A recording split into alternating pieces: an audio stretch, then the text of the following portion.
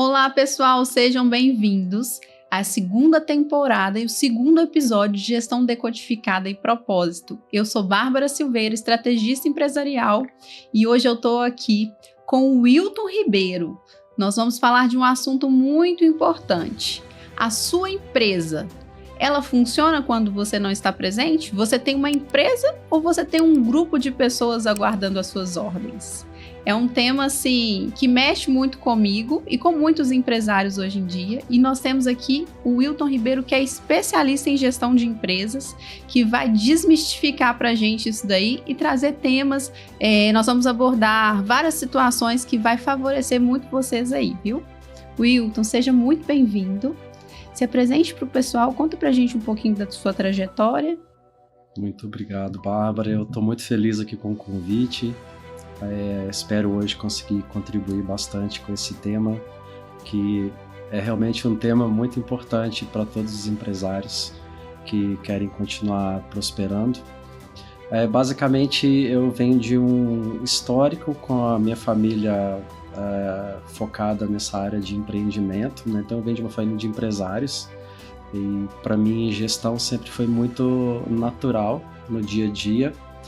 E claro que, por outro lado, com uma formação na área de tecnologia, eu também pude ver o outro lado, que é justamente você trabalhar em uma área onde, dependendo da sua função, não existe uma visão sistêmica.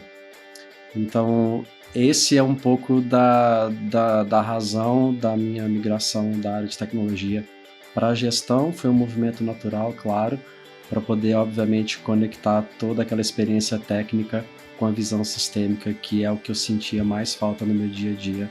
E aqui estou hoje contribuindo o máximo que posso com todas as empresas que querem também adquirir essa visão sistêmica e prosperar com mais eficiência. E assim, Wilton, você veio da área de tecnologia, TI, não é? Isso, ciência da computação, da informação, exatamente. Uma área completamente assim, um dos braços, né? Uhum.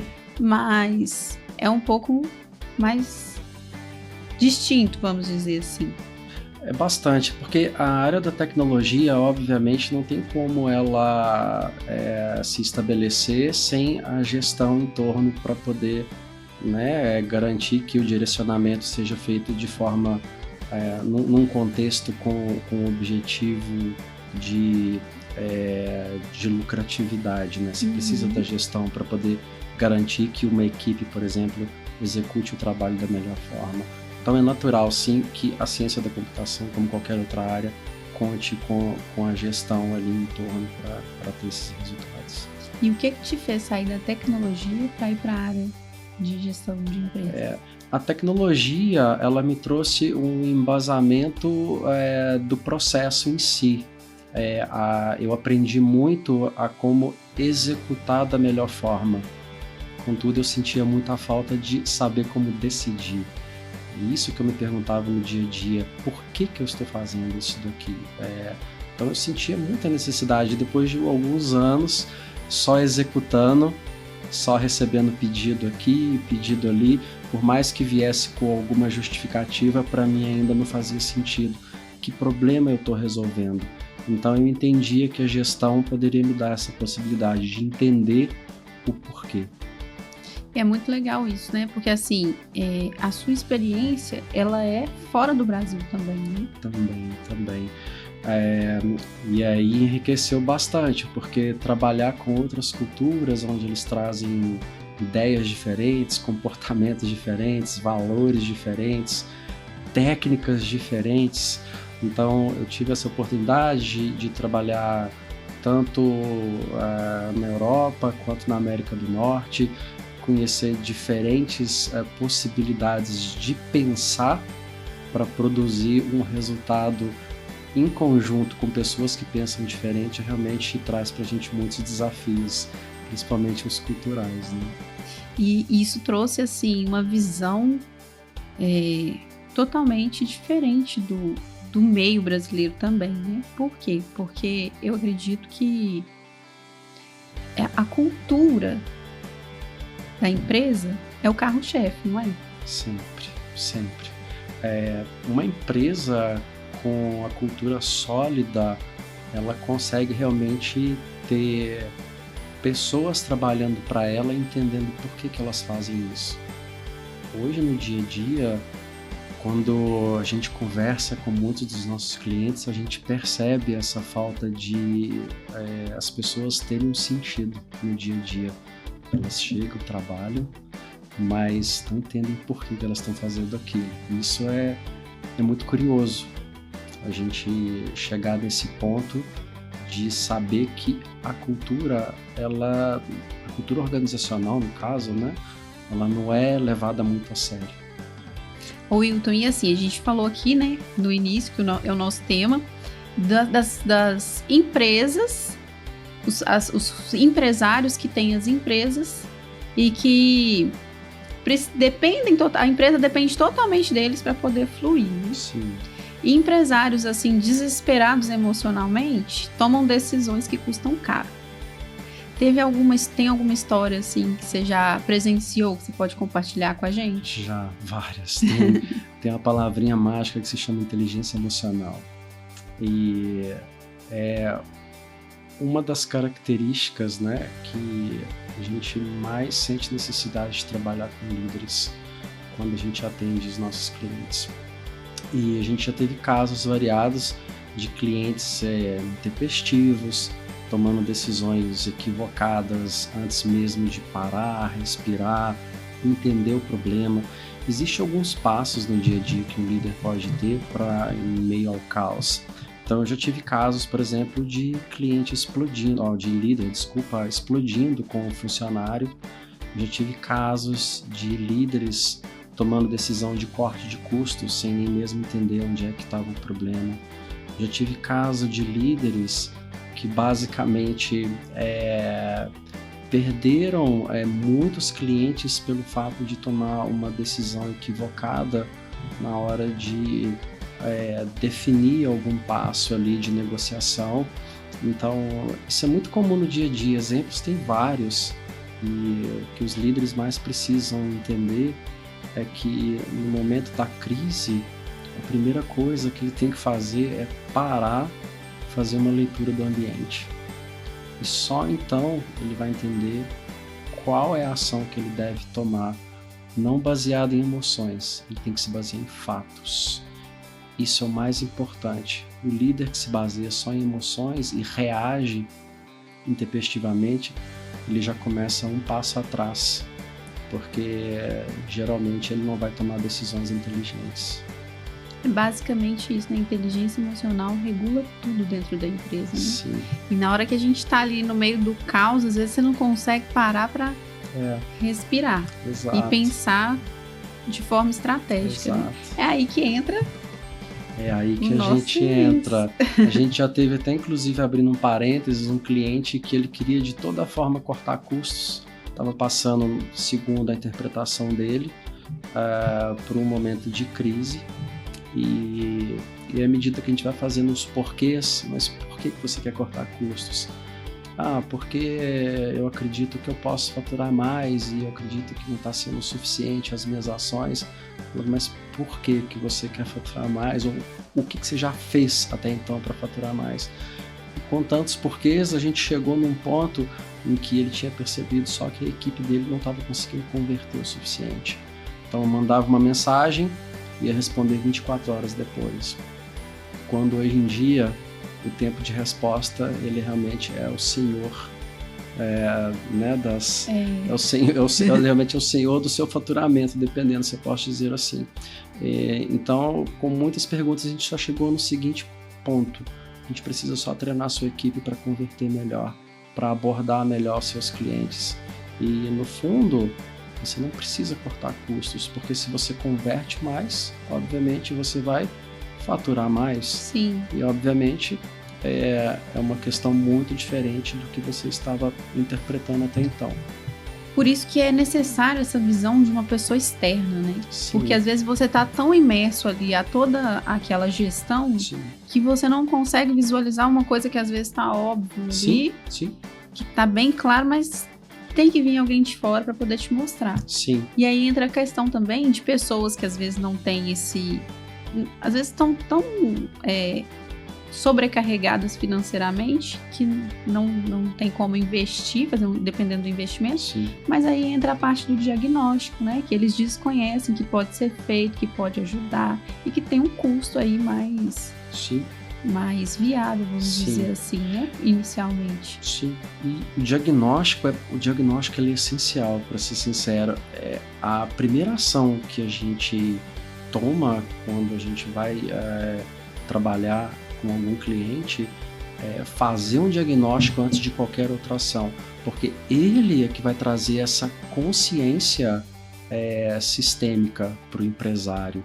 Antes de dar qualquer passo, vamos entender quais são seus pontos fortes, quais são os pontos que vocês podem melhorar, né, dentro da empresa, para só então, com essa visão essa visão em alto nível, que vai ser possível você focar a sua energia, o seu tempo, o seu investimento da forma adequada. Sem o diagnóstico, você corre o risco, inclusive, de estar investindo em algo que nem seja necessário. Exatamente. Enquanto tem outras áreas dentro da sua empresa que estão gritando, tá lá assim, escrito em letras garrafais, aqui precisa ser feito alguma coisa. Então o diagnóstico é isso, é esse raio-x. A gente sempre recomenda começar um trabalho através do diagnóstico. E o legal, o diagnóstico precisa de um investimento praticamente mínimo, onde você pode literalmente ter um retorno de amplitudes variáveis, e é muito mais assertivo e é muito mais justo, inclusive, com os empresários.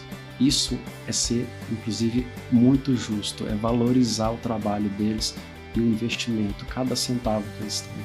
E ajudar também, parar de apagar incêndio, né? Porque Exato. O que a gente vê de empresário aí, apagando incêndio e falando não posso investir, mas está apagando incêndio e não resolve Exato. nada. Um simples diagnóstico é uma Exato. bússola para eles poderem... Exato. E tem uma curiosidade, Bárbara, o empresário ele só nos chama quando é para fazer o diagnóstico, é porque realmente já entornou, já está literalmente chegando em momentos de desorganização, às vezes até realmente momento de caos, e para ele é importante que ele identifique essa necessidade do diagnóstico de forma proativa. Quanto mais levar tempo para chegar nessa conclusão, maior pode ser o investimento depois. Empresa que depende do dono não tem gestão, né? O que realmente define a cultura na prática? A cultura, ela, obviamente, ela é um termo, além de negligenciado, a gente vê que tem muitas empresas que têm dificuldade de entender o que é cultura. A gente pode ver inúmeras definições afora. A gente gosta muito de trazer algumas palavras-chave. Uma delas, por exemplo, são os comportamentos. Os comportamentos do dia a dia, das pessoas que ali fazem parte daquela empresa. Isso é um ponto-chave. O outro ponto é como as coisas são decididas no dia a dia. A gente tem que observar como que as decisões são tocadas ali dentro. E a terceira é como que a liderança toca tudo ali. É muito importante a gente entender que a cultura, como ela é a bússola de toda a empresa, que esses pontos-chave sejam trabalhados da melhor forma possível. Porque você precisa entender o que é inegociável dentro da sua empresa. Se para você é importante que todos ali tenham uma escuta ativa, é claro que depende do líder garantir que aquela escuta ativa vai ser um comportamento dali em diante. E por outro lado, todas as decisões que forem tomadas vão ser consequência da aplicabilidade desse comportamento. Então, a cultura ela é essencial para delinear a forma como toda a sua empresa trabalha situações, sejam positivas ou principalmente quando são negativas. São nas situações negativas que a gente percebe se a cultura é sólida ou não, porque ali, se não for sólida, as coisas desandam. Tem muitas empresas que colocam lá, às vezes, só para ISO 9001, missão, visão, mas você vai perguntar aos funcionários, ninguém tem consciência daquilo. E também, às vezes, até os próprios líderes ou os próprios gestores não fazem desse tipo de cultura, né? Não utilizam disso, utilizam só na época de auditoria. Exato, né? exato. E isso é assim, é o ponto-chave. Porque aí depois reclamam quando saem que a empresa não funciona sem eles lá e ficam super sobrecarregados. Exato. Né? São as famosas molduras de parede, né? Coloca lá missão, visão, valores, é a coisa mais linda, gasta até um dinheiro que às vezes podia ser investido em outra coisa. E o que acontece é que de fato na prática isso não é levado a sério, não existe aquele alinhamento. Existe ali uma primeira conversa, até às vezes determina missão, visão, valores, uma série de outros conceitos, só que no dia a dia não existe uma forma de continuar engajando as pessoas em direção ao que ali está escrito. Então, isso vai muito da responsabilidade dos líderes. Eles precisam manter esse engajamento dia após dia, eles precisam motivar as pessoas a absorverem todos esses conceitos de forma prática. Já vi muitos exemplos de líderes chegando para a gente em atendimentos, né, nas nossas consultorias e dizendo, então, o funcionário hoje, por exemplo, ele omitiu uma informação, uma coisa tão boba, mas omitiu informação por qual motivo? E à medida que a gente vai conversando, a gente vai verificando que o líder, na verdade, ele mesmo não pratica os valores que estão ali. Então, se ele valoriza, por exemplo, transparência, cabe a ele trazer a equipe todos os dias com exemplos ou com conversas ou com situações corriqueiras para reforçar esses valores, por exemplo. Então, se tem alguma coisa ali que não anda da forma adequada, cabe sim aos líderes, nesse caso, serem mais presentes e garantirem que a aplicabilidade desses conceitos estão realmente sendo levadas a sério, tá? Então isso é muito, muito, muito importante. E outra coisa também é que eu vejo isso em muitas empresas, pessoas colocam líderes, pessoas que são confiáveis para eles em cargos de lideranças sem o preparo. Uhum. E aí, cultura da empresa e tudo mais, eu vejo muito funcionário reclamando. Olha, mas essa pessoa aqui é um péssimo líder, não tem um posicionamento de líder, né? Não tem uma gestão de líder. E aí, quando é assim? A gente usa um termo muito interessante na gestão, que é a liderança servidora. Hoje em dia, a gente vê muitas pessoas, tudo bem, isso não é um problema algum que eu vou dizer aqui, mas a gente vê muitas pessoas saindo da área técnica e um movimento natural é ir para a área de liderança, geralmente gestão de pessoas. Precisa de um preparo antes, porque são conceitos completamente diferentes. Na área técnica, como eu disse, a gente trabalha mais com a execução, há exceções, claro, mas a gente trabalha muito com a execução. Quando a gente vai para uma área de gestão, principalmente gestão de pessoas, a gente precisa ser um líder servidor, a gente sai da posição de dar comandos e começa a pegar a posição de ouvinte. Então a gente toma decisões baseadas em análise, em realmente observar no dia a dia mais a necessidade do outro do que a própria, e não é geralmente o que acontece. Então são aqueles líderes que eles lideram ou por pressão ou criam aquele ambiente baseado em insegurança psicológica. Tem exemplos inúmeros no dia a dia, a gente não precisa ir muito longe. Tenho certeza que muitas pessoas vão entender o que eu estou falando, elas vão realmente ter esse clique agora com a nossa conversa. Então é muito legal que haja esse preparo, os empresários precisam garantir que se eles têm líderes ali os representando para tocar uma equipe, que eles tenham um treinamento com fundamento, sabe? Isso é de extrema importância. Isso vai garantir a manutenção ou não dos melhores talentos no seu ambiente de trabalho. Exatamente, porque a rotatividade das empresas é gigantesca, e aí chega o empresário e fala, não sei o que está acontecendo. Exato. Quando a gente vai analisar, é justamente o líder despreparado. Exato. A gente teve um dos nossos clientes em que foi necessária uma conversa muito aprofundada com um dos líderes, porque a rotatividade era alta, e à medida que a gente ia aprofundando mais a investigação, a gente chegou à conclusão de que, na verdade, a rotatividade era justamente por esse motivo. A pessoa chegava no ambiente, se sentia desconfortável, a opinião dela não era levada em conta, no menor dos erros havia aquelas discussões acaloradas, então obviamente as pessoas iam buscando um ambiente mais leve e o movimento natural é sair, claro, e conversar isso com o líder frente a frente e falar, olha, então, na verdade a gente precisa trabalhar é você, e aí você trabalhar essa pessoa a ponto dela estar aberta, até aí é um desafio para a gente que tem técnicas para isso, a gente percebe que realmente demanda tempo e investimento. Preparar líderes gasta-se energia, tempo e investimento. Contudo, como eu estou dizendo, a palavra é um investimento. Depois você ser vítima dessa rotatividade, o custo é infinitamente maior. Então vale muito a pena trabalhar líderes que realmente sejam capazes de não só motivar a equipe, mas serem capazes de reter aquela equipe, de preferência, tanto quanto tempo o funcionário ali se sentir feliz. Exatamente, né? Às vezes os empresários ficam apagando tanto incêndio que não percebem as pequenas coisas, as minúcias, né? Que podem ser melhoradas dentro da empresa. Exato. E isso impacta também diretamente no financeiro, né? Demais. Aliás, muitas empresas hoje fecham justamente por questão desse impacto no financeiro.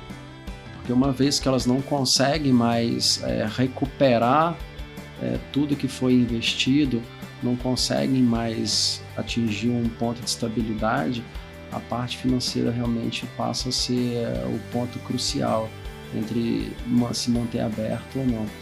E existem ações para evitar isso. Então, voltando no tópico que a gente estava falando há pouco, o diagnóstico ele te permite, assim, com 100% de certeza, evitar que chegue nesse ponto. Então você passa pela área financeira, você passa pela área comercial, pela área operacional, pela área de gestão.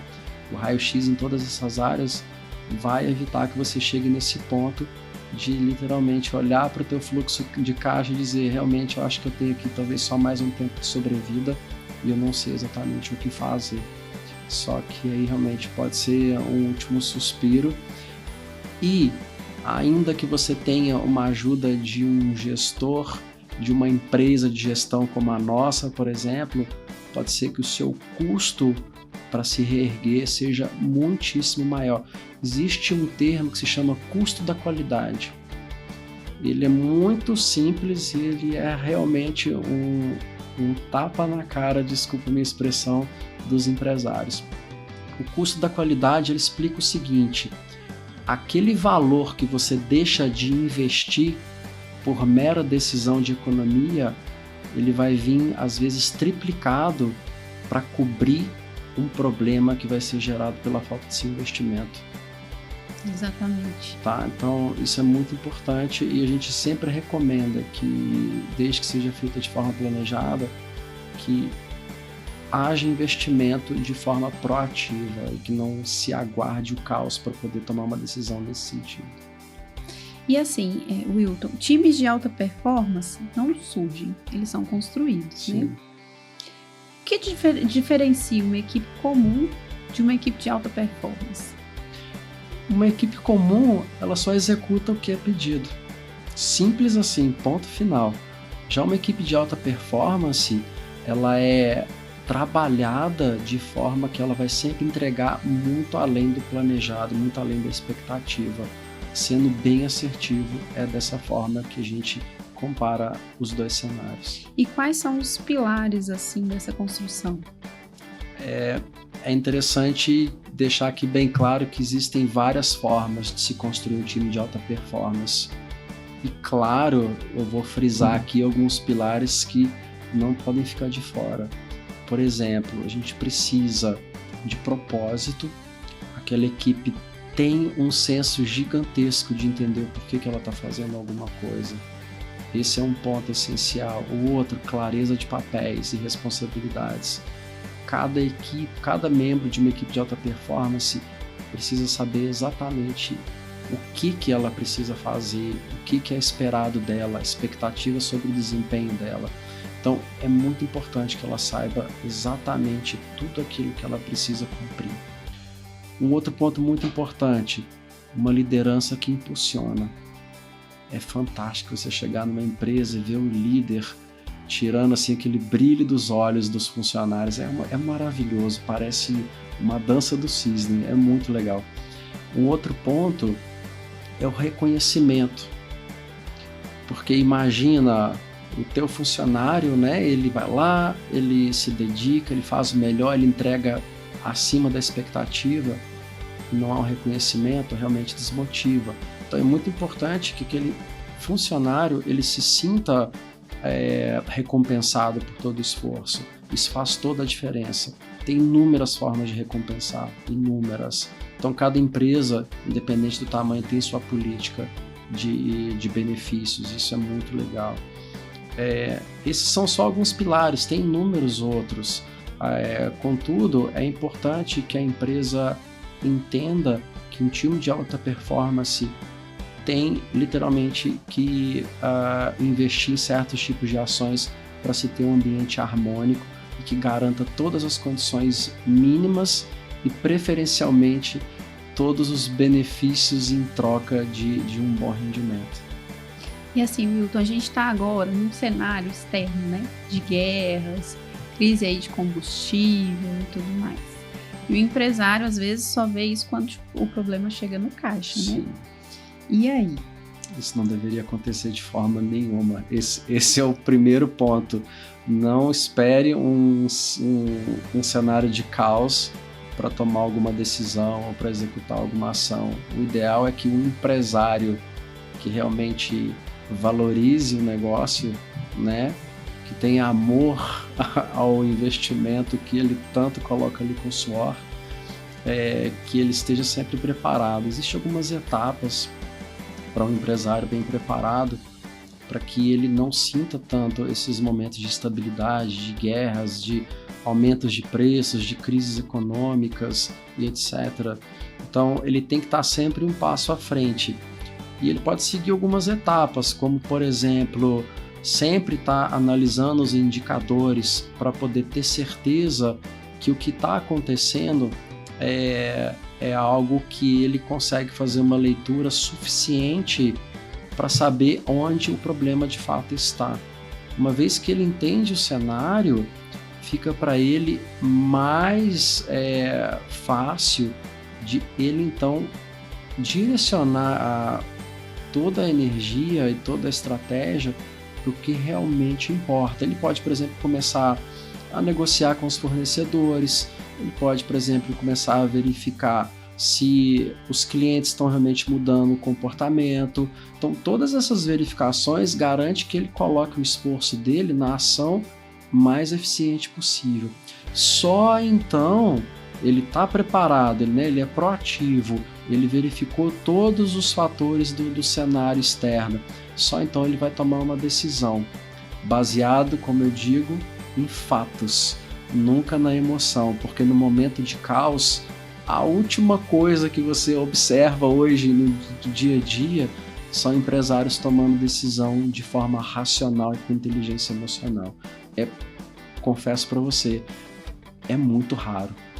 E assim, quais são os maiores erros que você vê que as pessoas, que acontecem com os gestores em momentos de crise? Tem uma lista imensa. A gente pode listar várias. Por experiência trabalhando com os nossos clientes, a gente já viu clientes, empresários tomando decisão de cortar custos e depois perceber que justamente aquele valor que foi cortado é o que daria um fôlego. A gente já viu clientes mandando funcionários, demitindo funcionários.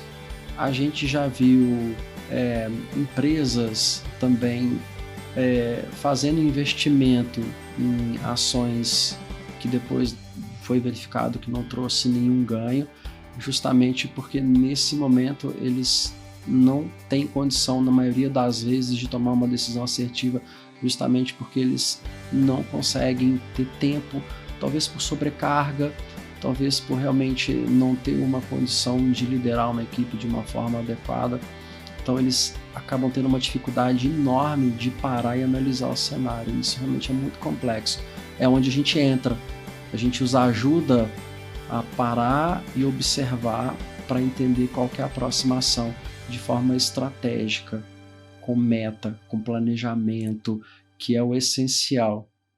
E assim, o que é que diferencia as empresas que sobrevivem das que quebram? As que sobrevivem são justamente essas que tomam a rédea de estar sempre um passo à frente, analisando todos os indicadores que garantem essa saúde financeira para elas. As que quebram são justamente as que deixam as coisas acontecerem. Sabe aquelas desculpas que a gente ouve? Ah, não, já passa. Ou, isso daqui não deve ser nada tão importante assim.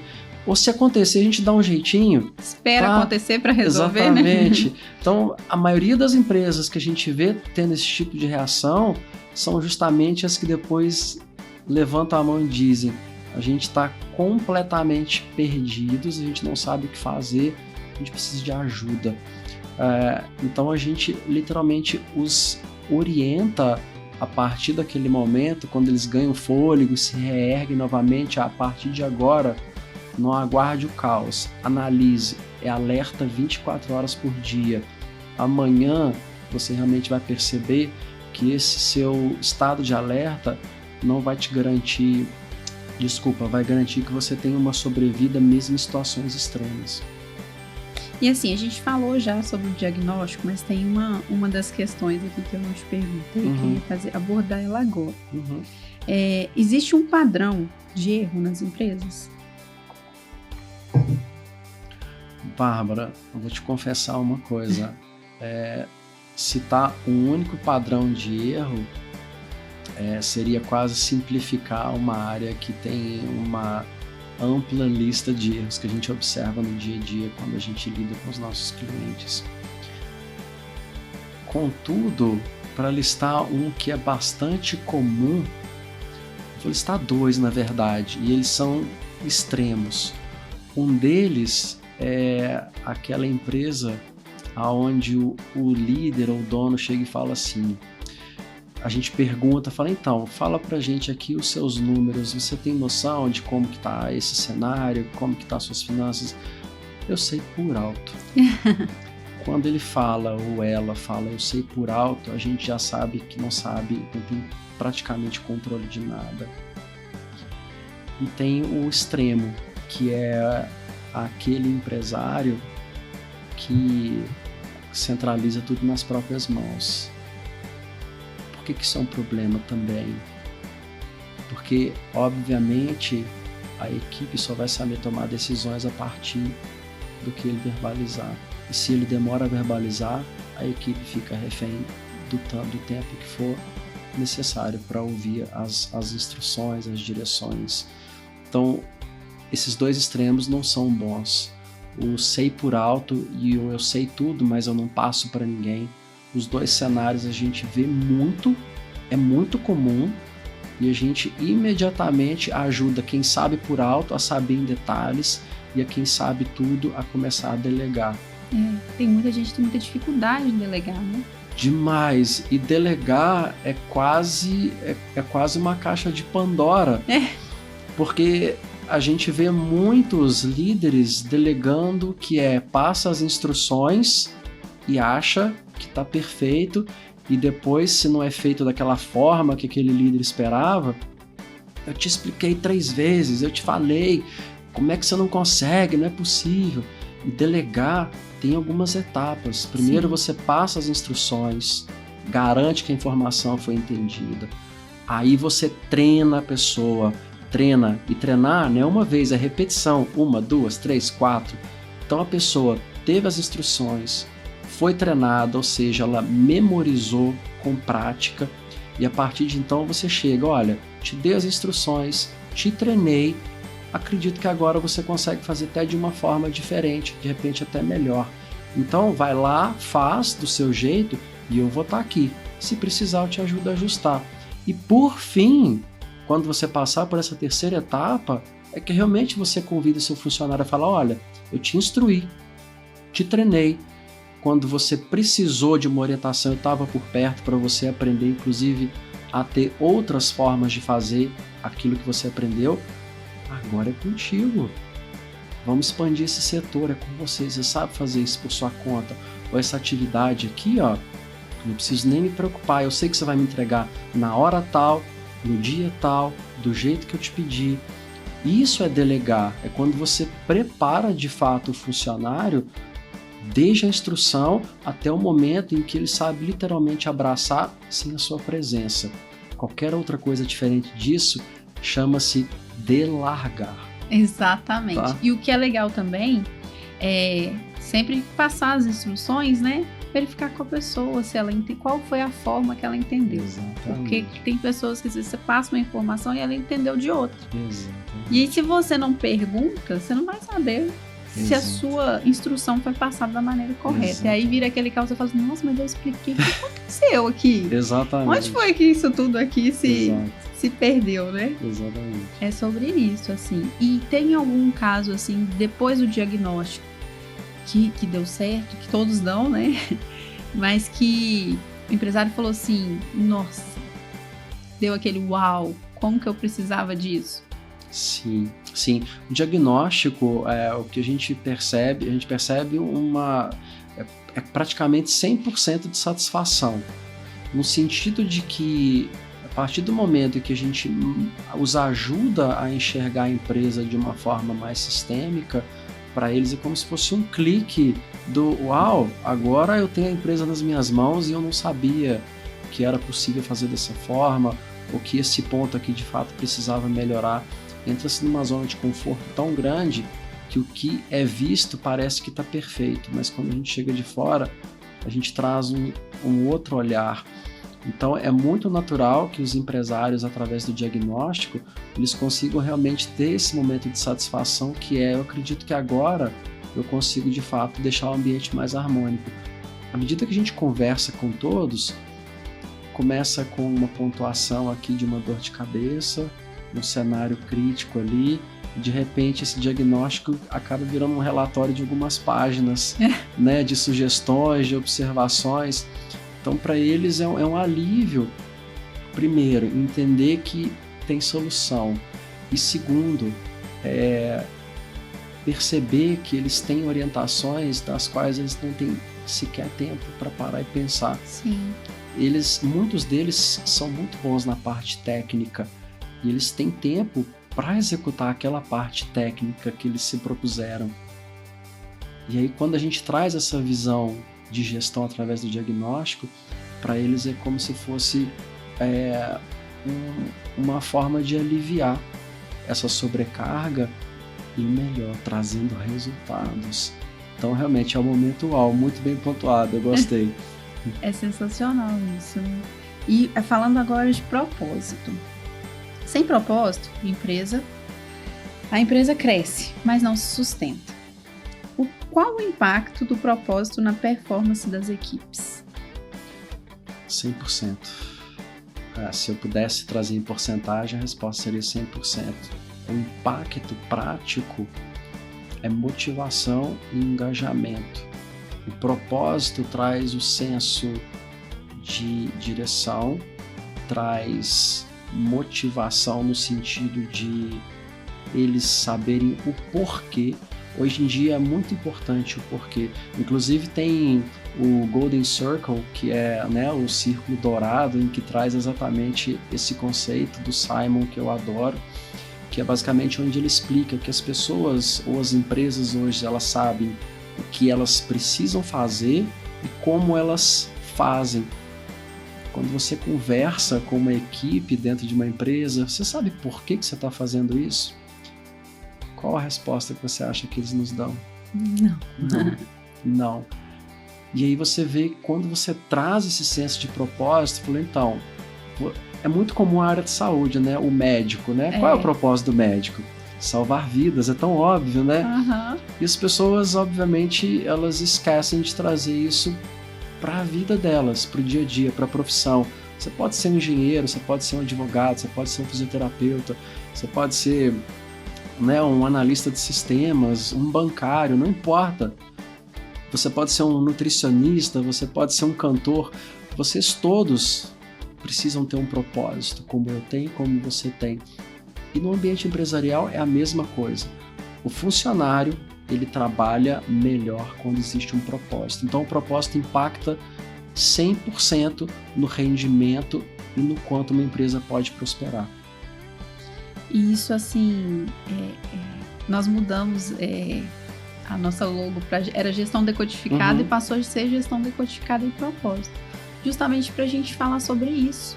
Porque a gestão não tem como ficar de fora do propósito. Tudo que a gente faz tem um significado. E é sempre... o propósito ele não é só para a gente, ele é para o outro. Sim. Né? E as pessoas, a cultura da empresa, tudo isso que a gente falou, precisa entender que o propósito é o ponto central. Perfeito. Né? Isso é muito bem colocado. Para a gente, uma das coisas que a gente mais gosta de levar para os nossos clientes é justamente essa pergunta. É uma das primeiras perguntas que a gente faz nos primeiros contatos. Qual o propósito você traz para a sociedade? O que te motiva a acordar todo dia de manhã? Por que você vem para cá todos os dias? É engraçado que a gente pode até falar, eu tenho contas para pagar, ok, mas no fringir dos ovos não é realmente isso que te move, não. O que te move realmente é ter um objetivo, possivelmente, como você mesmo bem colocou, de a partir do nosso propósito a gente atingir outras vidas e garantir que outras pessoas vão ser impactadas pelo que a gente propõe. Então, é muito importante que toda empresa se pergunte. Isso é inclusive um desafio que a gente traz para todos os empresários. Se você ainda não tem um propósito, experimente criar de preferência junto com a sua equipe, se você preferir já envolver todos desde o início, o que seria muito legal também. E perceba a mudança que você vai ter dali em diante. É assustadoramente positivo, é muito bom, tá? A gente recomenda demais. Eu acho que as pessoas como indivíduo, né? Nós temos um chamado e um propósito. E quando as pessoas se perdem na gestão ou nas empresas que constituem, às vezes constitui uma empresa só para fins financeiros, mas ali não tem um propósito. E aí a pessoa se desgasta extremamente, acontece problemas aí emocionais. A gente tem visto muito agora o pessoal entrando com a questão da inteligência emocional. Tem uma lei agora que eles criaram, né? Me fugiu agora o nome da lei. Justamente para cuidar disso, porque tem pessoas que estão tendo burnout e tudo mais. Mas por quê? Eu vejo isso como pessoas que não entenderam o propósito delas, que estão trabalhando às vezes só por questão financeira e não justamente por propósito, né? Quando você vê o que você faz, que faz sentido na vida da outra pessoa, aquilo ali faz você ter mais garra, mais vontade de continuar com aquilo ali. Sim. E a gente consegue medir isso no dia a dia com métricas, inclusive, indicador de performance e a forma como a gente lidera equipes. Ela realmente traz para você isso em números. São as vendas que crescem, são funcionários que trabalham de sorriso no rosto, mesmo quando o dia parece noite. A gente já viu exemplos inúmeros de funcionários que realmente estão com a vida particular completamente um caos e chega na empresa e dá o melhor, porque ela sabe que ali ela está cumprindo um trabalho que vai impactar outras vidas. Não importa se você trabalha numa imobiliária, você está trazendo uma realização de um sonho para outras pessoas, ou se você é dono de uma padaria, você obviamente está garantindo que pessoas se reúnem em torno de uma mesa consumindo o produto que você faz. A gente tem que sair um pouco dessa questão do produto e do serviço apenas e entender o valor que isso traz para outras pessoas. Quando o empresário entende isso, até os líderes eles ganham praticamente como se fosse uma cápsula extra de energia, a parte emocional deles realmente muda muito para melhor. Eles começam realmente a ter uma empolgação a mais. Eu já vi muitos empresários, assim, a gente já atendeu vários empresários e que realmente já planejavam fechar as portas. Mesmo estando tudo ok, estável, para mim isso não tem nenhum sentido. falando, ok, então vamos entender aqui onde é que esse propósito que se perdeu. E você vê que realmente, não, legal, eu entendo realmente que eu impacto muitas vidas. Se eu parar, vão ter muitas pessoas que vão, obviamente, parar de receber esse benefício que eu dou. Eu não tinha essa consciência, e isso é muito legal.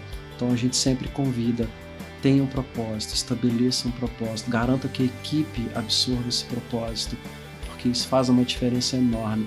E o financeiro, ele é consequência. O faturamento vai subir sem você perceber. É praticamente um consequência do outro. Exatamente. E assim, me dá até umas borboletinhas no estômago quando falo de propósito, porque eu tinha uma empresa, eu era sócio de uma empresa da indústria, e era uma coisa que o meu propósito não estava ali. Uhum. Eu sabia que eu estava ali, tinha outras pessoas que dependiam de mim, e eu desempenhei meu papel no meu máximo, assim. Eu fui mesmo até estar com o burnout mesmo, sabe? Uhum. Foi aí que eu me desliguei. Mas por isso que é importante a pessoa saber não só do propósito da gestão, mas do seu propósito pessoal. Perfeito. Né? Isso é muito importante porque hoje tem pessoas que estão trabalhando por trabalhar. Sim, sim. E se você não identifica isso, você fica muito perdido. Sim, né? E de fato, isso faz muita diferença. E burnout é uma coisa que realmente ela é negligenciada e é muito séria. É possível observar em inúmeras empresas afastamento de funcionários. E justamente por essa questão, a questão emocional realmente, e a pessoa precisa, né? Obviamente, no fundo, todas as empresas têm um objetivo que é o lucro. Isso é super normal, Sim. Desde que esse lucro, obviamente, também ele seja trazido de uma forma leve, em que você conclua a sua missão, que você execute o seu trabalho de um jeito em que você não precise sacrificar o seu lado emocional, a sua saúde física, emocional, né? Então, isso é muito sério, isso é muito importante. Não é à toa que isso é discutido por muitos especialistas afora. Sim. E melhorou bastante de uns anos para cá. A gente consegue ver isso. E o propósito, voltando nessa palavrinha mágica, ela pode ajudar muito com esses efeitos colaterais que são gerados. Bom, Wilton, a gente tem um presente para você. Opa, adoro presente. Da nova temporada. É um presente. A gente está com parceria com a Holy. É um quadro lindo, foi feito especialmente para você. E a pergunta que fica: o propósito da minha gestão é? Qual é o propósito da sua gestão? Maravilhoso. Antes até de responder, maravilhoso. Muito obrigado. Adorei. Muito, muito lindo. O propósito da nossa gestão é ajudar empresas a definirem a direção delas com clareza, a fortalecer a cultura organizacional, de forma que elas consigam crescer buscando a sustentabilidade, buscando serem empresas melhor estruturadas e o mais importante, crescimento contínuo, porque esse é o segredo, sempre buscar melhorias, sempre buscar crescer de forma saudável. Então, esse é o nosso propósito e a gente é muito feliz de executá-lo com a melhor eficiência possível. E obrigado pelo presente, lindo, adorei. De nada. Muito para sempre que você pensar, né? Meu propósito é esse, gente. Lembrar do que você faz e o porquê você faz. Muito obrigado, né? Bárbara. Um prazer, tá? Muito obrigado. Igualmente, eu te agradeço. Eu queria que você deixasse um recado pro pessoal, onde que as pessoas podem te encontrar, contratar os seus serviços. Perfeito. Para quem quiser contar com a nossa parceria e deixar a gestão ainda mais personalizada e crescer com sustentabilidade, pode procurar a nossa equipe no Instagram, Foco Direcionado Consultoria, ou até mesmo ir no nosso site www.focodirecionado.com.br. Vai ser um prazer. Vamos começar com o diagnóstico e solidificar essa parceria da melhor forma, lembrando que o diagnóstico vai trazer para vocês uma forma bem eficiente de fortalecer aquilo em que vocês já são bons e ajustar e trazer melhorias com aqueles pontos em que vocês podem, obviamente, trazer ainda melhores resultados. Então vai ser um prazer. Entre em contato. Wilton, muito obrigada pela sua participação. O programa está aberto sempre que você quiser, tá? Muito obrigado, Bárbara. Pessoal, é isso. Nosso episódio, segundo episódio da segunda temporada. Vocês que gostaram, que sabem que tem aí gestores, empresários que precisam ter esse conhecimento, não deixe de compartilhar. Ativa o sininho no canal, clica, compartilha e é isso. Nós nos vemos no próximo episódio.